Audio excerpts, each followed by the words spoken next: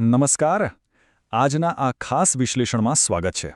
આજે આપણે એક એવા પ્રાદેશિક કોમેડી સ્કેચનું ઓપરેશન કરવાના છીએ જે હાસ્યથી ભરપૂર છે. આખરે આ સ્કેચ પાછળનું સાયન્સ શું છે? એકદમ સાધારણ લાગતા દ્રશ્યો આપણને હસી હસીને બેવડ કેમ વાળી દે છે?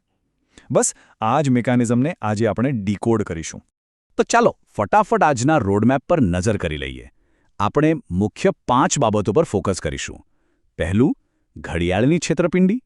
પછી કાકા ભત્રીજાની જોડી, શારીરિક રમૂજ, પરિસ્થિતિજન્ય કોમેડી અને છેલ્લે પ્રાદેશિક ટાઈમિંગ.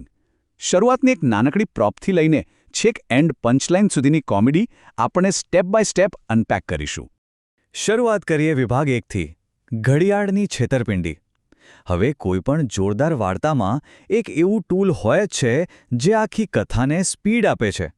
અહીં એ ટૂલ બીજું કંઈ નહીં પણ એક સાવ સામાન્ય દેખાતી વસ્તુ છે. પણ હા, આ કોઈ સામાન્ય ઘડિયાળ બિલકુલ નથી. આ એક કહેવાતી જાદુઈ ઘડિયાળ છે. રાઇટિંગની ભાષામાં કહીએ તો આ એક મેકગફિન છે, એટલે કે પ્લોટને આગળ ધપાવતું મુખ્ય સાધન. ખરેખરમાં તો આ એક નકલી અદૃશ્ય થવાનું મશીન છે જેનો ઉપયોગ પેલો પ્રપંચી માણસ ભોળા શિકારોમાં ખોટો કોન્ફિડન્સ ભરવા માટે કરે છે. અને આ જ ખોટો કોન્ફિડન્સ તેમને સીધા એક મોટી જાળમાં ફસાવી દે છે. એટલે કે આ માત્ર હાથમાં પહેરવાની વસ્તુ નથી, પણ પાત્રોના ઈગો સાથે રમીને આફત નોતરતું એક શાનદાર પ્લોટ ડિવાઇસ છે. હવે આ આખી છેતરપિંડીની કેન કેવી રીતે કામ કરે છે તે જુઓ. હરિ નામનું પાત્ર પૂરેપૂરું જાણે છે કે આ ઘડિયાળ સાવ નકલી છે, પણ તે કાકા અને ભત્રીજાને પહેરાવીને મૂર્ખ બનાવે છે. પેલી જોડી જાણે પોતે ખરેખર અદૃશ્ય થઈ ગયા હોય એવા ફૂલ કોન્ફિડન્સમાં અત્યંત ખતરનાક એવા મફુજી પાસે પહોંચી જાય છે, અને રિઝલ્ટ, મફુજી તેમને પકડીને બરાબરનો મેથીપાક આપે છે. એક પ્રપંચીનો માસ્ટર પ્લાન કેવી રીતે પાત્રોના મગજમાં ઘૂસીને કેઓસ એટલે કે અફડાતફડી સર્જે છે તે અહીં એકદમ ક્લિયર દેખાય છે. હવે આવીએ વિભાગ 2 પર, કાકા અને ભત્રીજા વચ્ચેની ડાયનેમિક્સ. જુઓ, કોઈપણ કોમેડી સ્કેચ 2 પાત્રો વચ્ચેના સંબંધો વિના અધૂરો છે. અહીં આપણે એવી ક્લાસિક જોડીનું બ્રેકડાઉન કરીશું જે આખી કથાને ડ્રાઈવ કરે છે. આ બંને પાત્રો વચ્ચેનો કોન્ટ્રાસ્ટ ખરેખર જોવા જેવો છે. એક તરફ છે કાકા, સાવ જિદ્દી, ખોટા અહંકારથી આંધળા, કોઈની વોર્નિંગ સાંભળવી જ નથી અને બસ બદલો જ લેવો છે. અને તેમની બરાબર સામે છે ભત્રીજો, એકદમ ગભરાયેલો, જે સેકન્ડોમાં સમજી જાય છે કે હવે તેઓ બરબાદ થવાના છે.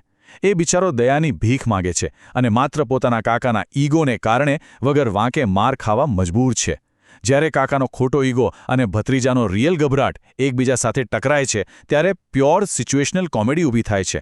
આ સીનની જરા કલ્પના કરો જ્યારે ભત્રીજો બૂમો પાડે છે, હવે કદી નહીં આવું, ગોમ છોડીને જતા રહ્યા, મને જવા દો. એક બાજુ ભયંકર મારપીટ ચાલુ હોય, લાકડીઓ પડતી હોય અને એમાંય પાછી આ કાકા ભત્રીજાની રકઝક અને આવી આજીજીઓ ચાલુ હોય. ખરેખર ભયના માહોલ વચ્ચે આવો સંવાદ કોમેડીના ગ્રાફને સીધો આસમાને પહોંચાડી દે છે. તો આ અહંકાર અને ડરનું ફાઇનલ રિઝલ્ટ શું આવે છે તે આપણે જોઈએ વિભાગ 3માં, શારીરિક રમૂજ એટલે કે સ્લેપસ્ટિકની એનેટોમી. આ સ્કેચમાં જે પેલા ટોમ એન્ડ જેરી ટાઈપની હિંસા જોવા મળે છે ને, તેના મિકેનિક્સ કેવી રીતે કામ કરે છે તે જરા સમજીએ.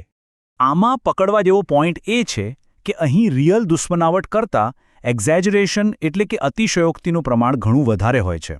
દાખલા તરીકે, મારવા માટે વપરાતો પેલો ખતરનાક ધોકો, પછી હાથ પગ કાયમ માટે તોડી નાખવાની એ મોટી મોટી ધમકીઓ, માર ખાધા પછી સૂજી ગયેલા સાંધા પર નાછૂટકે ટાઈગર બામ લગાવવાની શરમજનક મજબૂરી, અને સૌથી હિલેરિયસ વાત તો એ છે કે સજા રૂપે ભોગ બનનારા પાસે ભજનો ગવડાવવા. વિચાર કરો, માર ખાતા ખાતા કોઈ ભજન ગાય તો કેવું લાગે? માર ખાધા પછીની સિચ્યુએશન કંઈક આવી જ હોય છે. મારું શરીર એટલું તૂટી ગયું છે કે હવે સાચવવા માટે કોઈ ગર્વ બચ્યો નથી. આ સ્લેપસ્ટિક કોમેડી પાત્રોના તમામ ઈગોની હવા કાઢી નાખે છે. અને પછી એક મસ્ત સીન ઊભો થાય છે જ્યાં તેઓ પોતાના છોલાયેલા ભૂંટણની સાથે સાથે પોતાના ઘવાયેલા અહંકાર પર પણ મલમ લગાવતા જોવા મળે છે.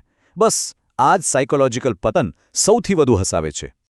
આગળ વધીએ વિભાગ 4 તરફ, પરિસ્થિતિજન્ય કોમેડીનું એસ્કેલેશન.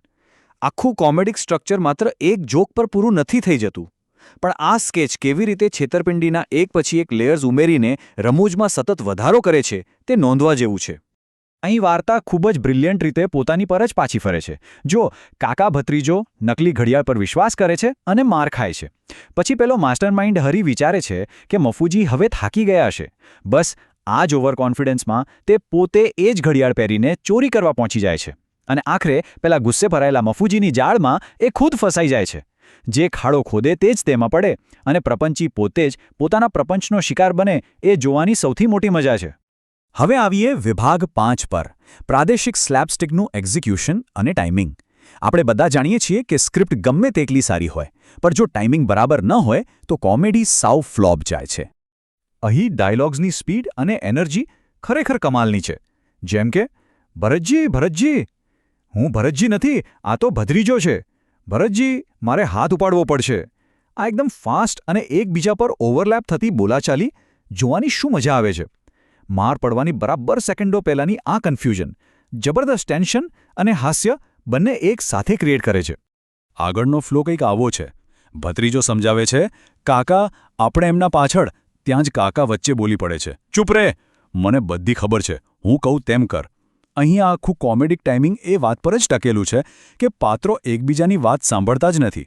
નિર્ણાયક ચેતવણીઓને સાવ ઇગ્નોર કરીને આગળ વધે છે અને જ્યારે રિયાલિટી સમજાય છે ત્યારે બહુ મોડું થઈ ગયું હોય છે. વિશ્લેષણના અંતે એક મોટો પ્રશ્ન વિચારવા જેવો છે.